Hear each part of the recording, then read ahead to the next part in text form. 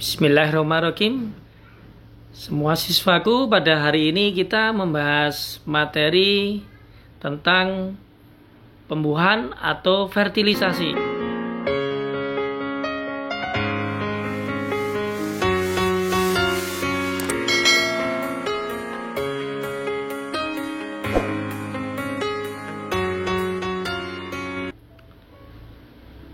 Pada pembuahan atau fertilisasi perlu kita bedakan dengan istilah penyerbukan atau polinasi.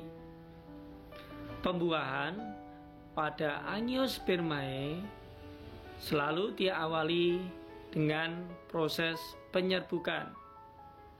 Perhatikan gambar penyerbukan bahwa di situ terdapat inti vegetatif dan generatif atau serbuk sari, dan gambar di dalamnya pada bakal buah tersebut adalah inti sel atau telur.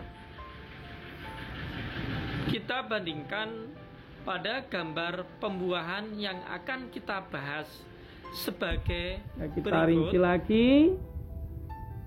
Pada proses fertilisasi merupakan proses meleburnya sel sperma dan ovum yang terjadi pada dasar putih untuk membuat embrio tumbuhan seperti pada gambar awal tadi.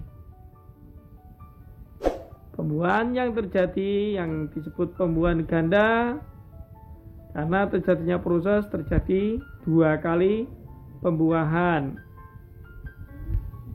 Analisanya yang pertama adalah peleburan inti generatif 1 dengan ovum membentuk sigot yang akan berkembang menjadi embrio.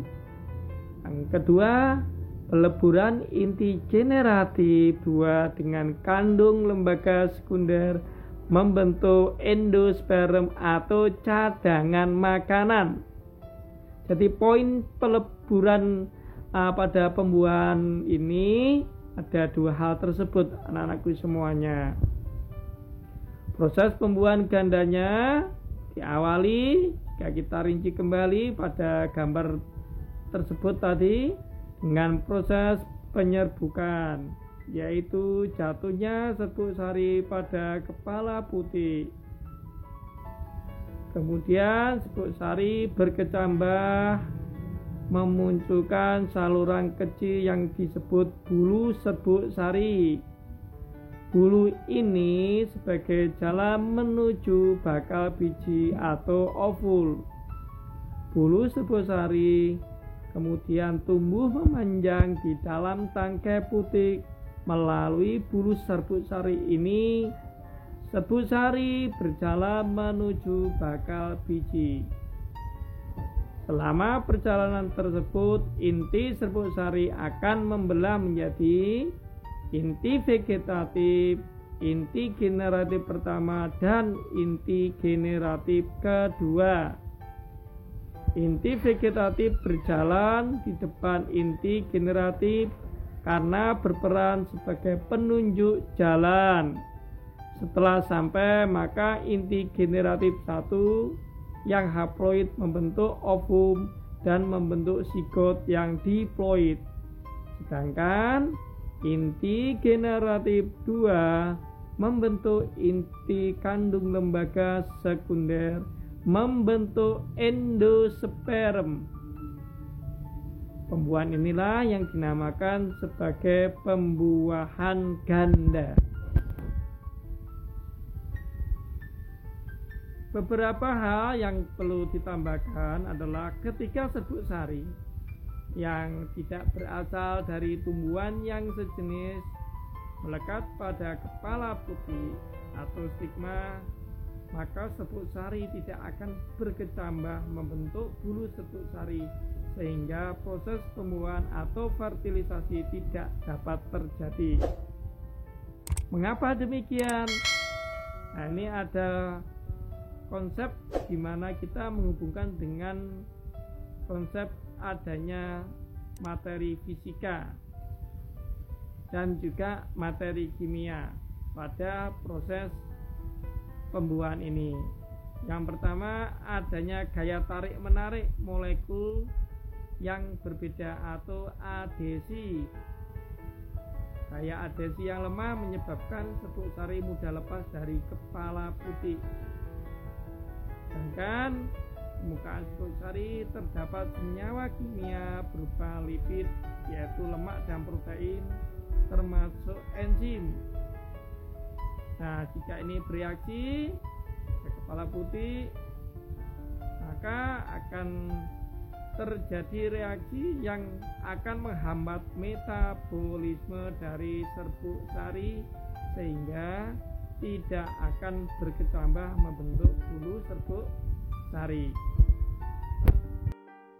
Sebagai materi pengayaan kalian untuk belajar lebih memahaminya, bagaimana bulu serbuk sari dapat tumbuh menuju sel ovum secara tepat.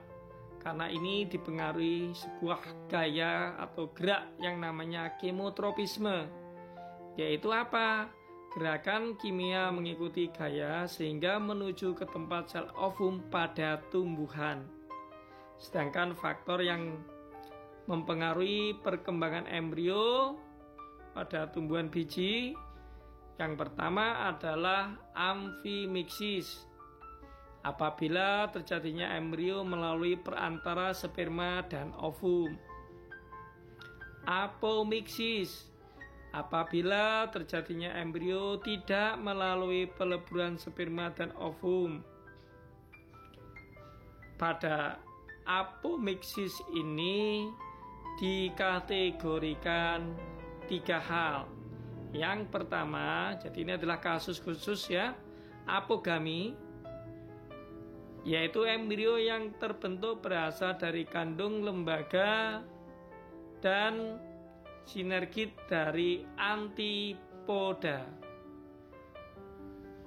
Partenogenesis, yaitu embrio terbentuk dari sel telur yang tidak dibuahi.